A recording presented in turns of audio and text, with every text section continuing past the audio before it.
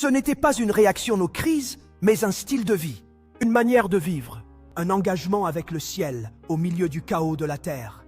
Le Fils, bien qu'étant Dieu, agissait comme le serviteur parfait. Et comme serviteur, il ne faisait pas un pas sans prière. Il ne s'appuyait pas sur sa puissance, mais sur son obéissance. La prière de Jésus dans la chair était aussi un bouclier. Face aux tentations, aux accusations, aux incompréhensions, c'est dans la prière qu'il se fortifiait. Face aux foules qui l'oppressaient, aux pharisiens qui le testaient, aux disciples qui comprenaient peu, c'est dans la prière qu'il trouvait la direction. Et même en connaissant la fin de l'histoire, même en prévoyant la croix et la résurrection, il continuait de prier. Parce que plus que de changer les circonstances, la prière soutenait sa mission. Cela nous révèle quelque chose de sublime. La véritable prière n'est pas celle qui tente de manipuler le ciel, mais celle qui aligne la terre avec le ciel. Jésus priait non pour fuir, mais pour accomplir. Il priait non pour éviter la douleur, mais pour la supporter avec dignité. La prière faisait partie de son abandon, de sa mission, de sa passion. Et en priant, il ne cessait pas d'être Dieu. Il montrait comment Dieu agit lorsqu'il choisit d'aimer jusqu'au bout. C'est dans ce voile de chair que la prière se dévoile dans sa face la plus intime. Car lorsque le divin s'incline, la prière devient une révélation d'humilité absolue.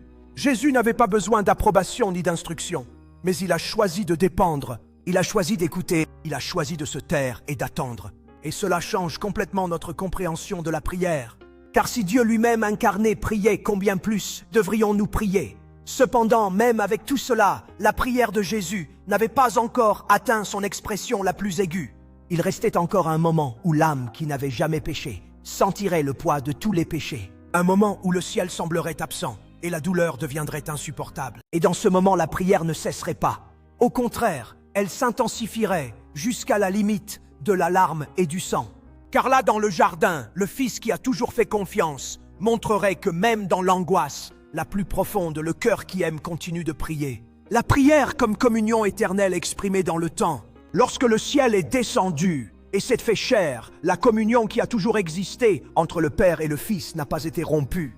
Au contraire, elle est devenue visible, audible, palpable. Chaque geste de Jésus, chaque silence, chaque parole, chaque nuit en prière, tout reflétait quelque chose de bien plus grand qu'une simple piété. C'était la manifestation dans le temps d'une relation éternelle.